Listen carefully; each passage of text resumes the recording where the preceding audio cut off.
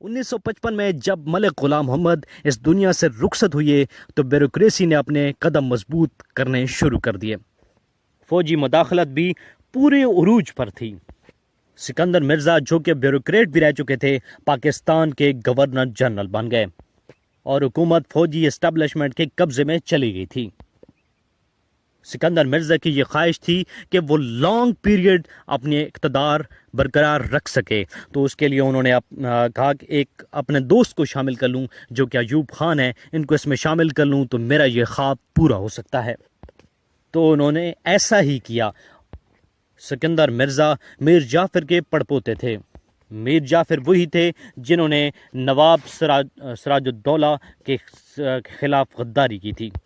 سکندر مرزا کا دور جمہوریت کے لیے جگ ہنسائی کا دور تھا۔ 3 سال کے عرصے میں 3 وزیر اعظم کی چھٹی کر کے انہوں نے وزیر اعظم کی کرسی کو مذاق بنا دیا۔ بھارت کے وزیر اعظم پنڈت جواہر لال نہرو نے کہا تھا کہ میں اتنی دھوتیاں نہیں بدلتا جتنی پاکستان میں وزیر اعظم بدلتے ہیں۔ سکندر مرزا کا پہلا شکار وزیر اعظم محمد علی بوگرا تھے، جن کو ہٹا کر ایک بیوروکریٹ چودھری محمد علی کو وزیر اعظم بنایا گیا، لیکن یہ ساتھ بھی 1 سال سے زیادہ نہ چل سکا۔ 1956 میں ان کو بھی گھر بھیج دیا گیا۔ پھر حسین شہید سہروردی کو وزیر اعظم بنایا گیا۔ جب سکندر مرزا نے یہ دیکھا کہ حسین شہید سہروردی اختیارات اپنے قبضے میں کرنا چاہتے ہیں تو انہوں نے اس کی بھی چھٹی کر دی۔ سہروردی کی جگہ آئی چندریگر ابراہیم اسماعیل چندریگر وزیر اعظم بنے، لیکن صرف 2 ماہ بعد ان کو بھی عہدے سے فارغ کر دیا گیا۔ ان کے بعد ملک فیروز خان نون پاکستان کے 7ویں وزیر اعظم بنے۔ یہ پنجاب کے پہلے وزیر اعظم تھے، اور اس سے پہلے جو بھی وزیر اعظم رہے باقی تمام مشرقی پاکستان سے تھے۔ وزیر اعظم فیروز خان نون نے بندرگاہ جو گوادر کی بندرگاہ ہے اس کو پاکستان میں شامل کیا۔ یہ بندرگاہ برطانوی دور میں گوادر کی بندرگاہ عرب سلطنت عمان کو دی گئی تھی۔ ملک فیروز خان نون نے عمان کو 1 کروڑ کی رقم ادا کی اور گوادر کو پاکستان میں شامل کر لیا۔ کہتے ہیں کہ اس سودے میں اکبر بگٹی نے اہم کردار ادا کیا۔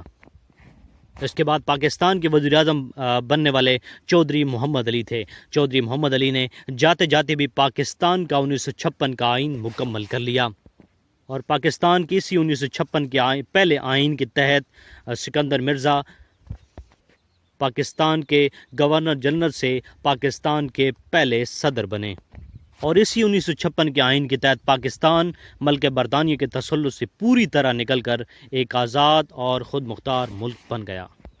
ادھر آئین بنا اور ادھر انتخابات کے لیے حالات پیدا ہو گئے۔ پاکستان کے لیے یہ خوشی کی بات تھی، لیکن سکندر مرزا کے لیے اور ایوب خان کے لیے یہ بات ناگوار تھی، اور اسی خوف کی وجہ سے 7 اکتوبر 1958 کو سکندر مرزا اور ایوب خان نے ملک میں مارشل لا نافذ کر دیا۔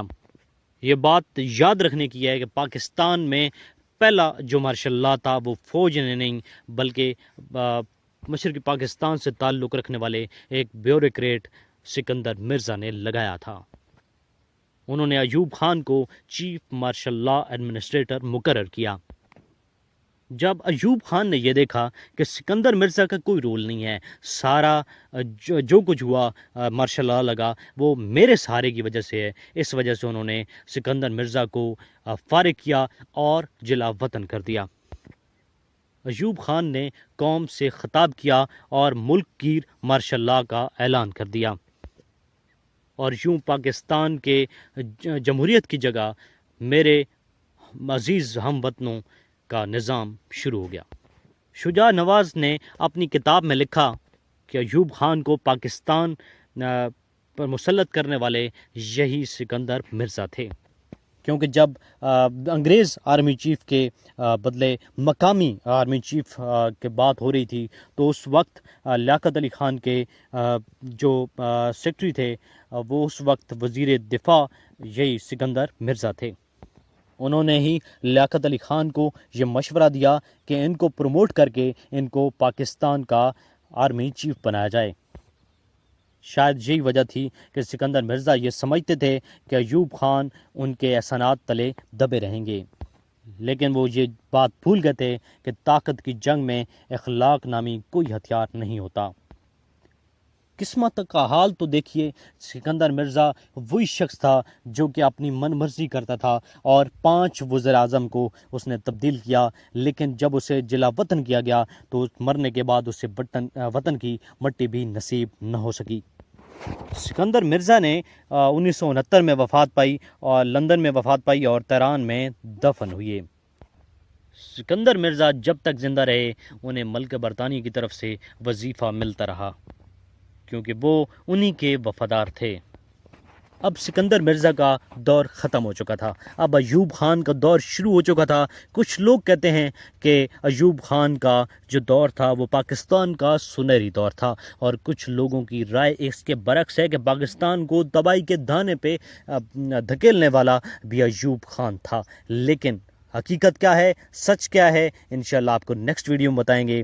تو دیکھتے رہیے گا تنویر عباس لیکچرر یوٹیوب چینل۔ اگر آپ کی معلومات میں اضافہ ہوا تو چینل کو سبسکرائب کریں، لائک کریں اور بیل آئیکن کو ضرور پریس کریں تاکہ آنے والی ویڈیوز آپ کو بر وقت ملتی رہیں۔ تھینک یو ویری مچ، اللہ حافظ۔